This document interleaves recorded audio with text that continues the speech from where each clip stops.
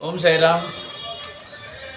9 दिवसाचा पालखीचा प्रवास आणि 9 दिवसाच्या प्रवासामध्ये जी व्यवस्था असते की नाही की त्या स्पॉटवर पोचणं आणि स्पॉटवर आपल्या बॅगा उतरवणं, बॅगा चढवणं, आपल्या पुढे पहिले जाऊन आपल्यासाठी व्यवस्था करणं, आपल्यासाठी जागा बघणं, आपल्यासाठी पाणी भरून ठेवणं, म्हणजे जी काय म्हणतात ना, एक आई आपल्या लेकराची कशी सेवा करते तशी आमचे हे माऊली आहे. आमची सगळ्या भक्तांची सेवा करत असतो.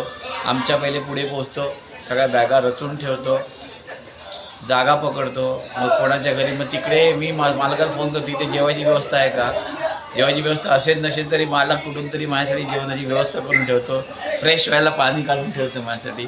आणि ह्या 9 दिवसामध्ये कुठच्याही गोष्टीची कमी कोणाला भासणार नाही.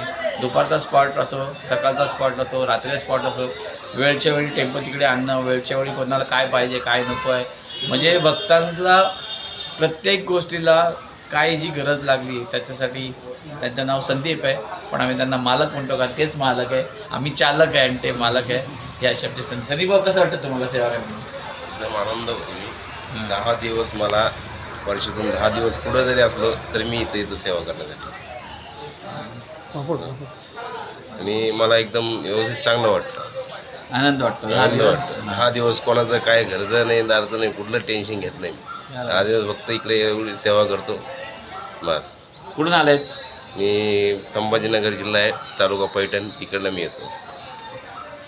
असंच मालक आमच्या जोडीला राहा आणि आमची सेवा करा आणि बाबा तुमची सगळी इच्छा पूर्ण करा. ओम साईराम.